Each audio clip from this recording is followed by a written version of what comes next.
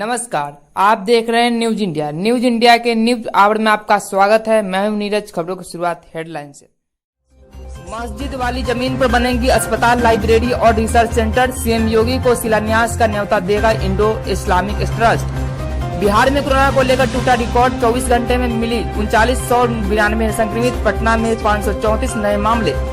LAC के पास सेना वायु को उच्च स्तर पर सतर्कता बरतने का निर्देश। सूत्र, जवानों को सतर्क रहने का आदेश। मोदी आज करेंगे पीएम किसान योजना का 6वां किस्त एवं 1 लाख करोड़ रुपए की वित्त पोषण सुविधा का शुभारंभ। बिहार में कोरोना के मद्देनजर रखते हुए अब शिक्षकों को नहीं मिल सकते की आजादी, लगेगी कोरोना ड्यूटी।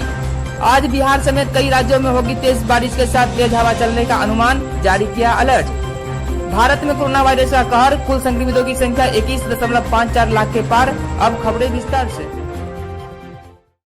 प्रधानमंत्री नरेंद्र मोदी आज पीएम किसान योजना के 6वीं किस्त जारी करेंगे। इसके साथ ही वह कृषि अवसंरचना कोष के तहत 1 लाख करोड़ रुपए की वित्त पोषण सुविधा की भी शुभारंभ करेंगे।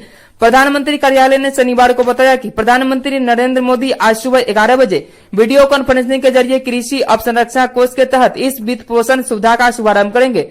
सरकार ने जुलाई में कृषि बुनियादी ढांचा परियोजनाओं के साथ रियायती ऋण के विस्तार करने के लिए 1 लाख करोड़ रुपए की कोष के साथ कृषि अवसंरचना कोष की स्थापना की मंजूरी दी थी।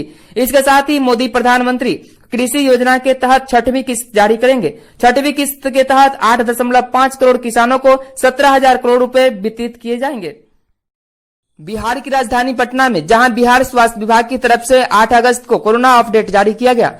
राज्य में बीते 24 घंटा में 3992 नए कोरोना पॉजिटिव मरीजों के साथ राज्य में कुल संक्रमित मरीजों की संख्या 75,786 तक पहुंच गई है। बिहार में यह अब तक का सबसे बड़ा अपडेट है। वही कोरोना को लेकर राजधानी पटना में भी नया रिकॉर्ड बना है और एक दिन में 534 नए मामले की पुष्टि हुई। जिले में संक्रमण के सबसे ज्यादा नए केस सामने आए, उसमें पटना के बाद बेगूसराय में 210, अररिया में 106, भोजपुर में 119, पूर्वी चंपारण में 139, कटिहार में 193, मधुबनी में 117, मुजफ्फरपुर में 118, नालंदा में 120 और रोहतास में 131 मामले सामने आए। आपको बता दें कि कल बिहार में एक दिन में 71,520 सैंपल्स की कोरोना जांच की गई। राज्य में अब तक 8,70,852 सैंपल्स की कोरोना जांच की जा चुकी है। कोरोना जांच की सभी सुविधा प्रखंड के सभी स्तर पर प्राथमिक चिकित्सक केंद्रों तक दी गई है।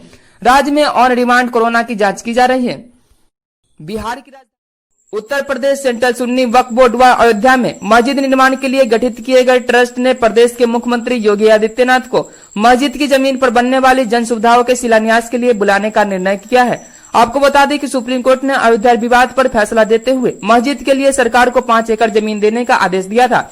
Indo Islamic cultural foundation trust के सचिव और प्रवक्ता अतर हुसैन ने शनिवार को बताया कि सुप्रीम कोर्ट के निर्देश पर अयोध्या जिले के धनीपुर गांव में वफर बोर्ड को मिली 5 एकड़ जमीन पर अस्पताल, लाइब्रेरी, सामुदायिक रसोई घर और रिसर्च सेंटर बनाया जाएगा। यह सभी चीजें जनता की सुविधाओं के लिए होगी और जनता को सहूलियत देने का काम मुख्यमंत्री का होता है। इसी हैसियत के लिए शिलान्यास के लिए मुख्यमंत्री योगी आदित्यनाथ को आमंत्रित किया जाएगा। उन्होंने विश्वास व्यक्त किया कि मुख्यमंत्री इस कार्यक्रम में सिर्फ शिरकत करेंगे बल्कि इस जन सुविधाओं के लिए निर्माण के लिए सहयोग भी करेंगे। योगी आदित्यनाथ ने कहा था, अगर आप एक मुख्यमंत्री की हैसियत से यह सवाल पूछ रहे हैं तो मुझे किसी धर्म, मान्यता या समुदाय की कोई परहेज नहीं है, लेकिन अगर आप मुझे एक योगी के रूप में पूछ रहे हैं तो मैं हरगिज नहीं जाऊंगा, क्योंकि एक हिंदू के रूप में मुझे अपनी उपासना विधि का पालन करने का अधिकार है। मुख्यमंत्री ने कहा है कि न तो बुलाया जाएगा और न मैं जाऊंगा। भारतीय सेना और वायुसेना लद्दाख, उत्तरी सिक्किम, उत्तराखंड और अरुणाचल प्रदेश में वास्तविक नियंत्रण रेखा एलएसी के साथ सभी क्षेत्रों में बेहद उच्च स्तरीय परिचालन तत्परता से बनाए रखेगी। साथ ही जब तक चीन के साथ सीमा गतिरोध को लेकर संतोषजनक समाधान सामने नहीं आती है तब तक उच्च स्तरीय सतर्कता बरती जाएगी। सूत्रों ने कहा है कि थल सेना प्रमुख जनरल एमएम नरवणे ने पहले ही एलएसी के साथ सीमावर्ती संरचनाओं के संचालन की निगरानी कर रहे सेना के सभी वरिष्ठ कमांडरों को निर्देश दे चुके हैं कि वे बेहद उच्च स्तरीय की सतर्कता बरते और चीन के किसी भी दुस्साहस से निपटने के लिए आक्रमण रुख अपनाए।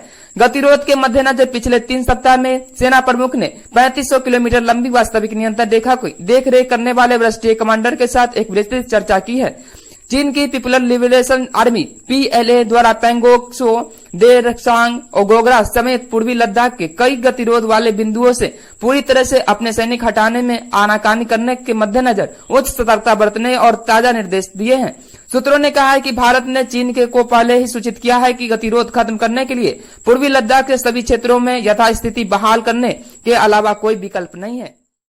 बिहार में कोरोना का संक्रमण बहुत ही तेजी से फैल रहा है। हाल यह है कि बिहार के गांवों में इस वक्त कोरोना ने अपना उग्र रूप दिखा दिया है। लगातार बढ़ रहे कोरोना संक्रमण के वजह से हर कोई काफी ज्यादा परेशान हो चुका है और हाल यह है कि कोरोना संक्रमण के ग्राफ दिन प्रतिदिन बढ़ता ही जा रहा है। इन्हीं सब चीजों को देखते हुए बिहार के शिक्षकों को अब कंटेनमेंट जोन में कोरोना ड्यूटी लगाने की तैयारी चल रही है। सरकार की तरफ से इस फैसले को जारी भी कर दिया गया है।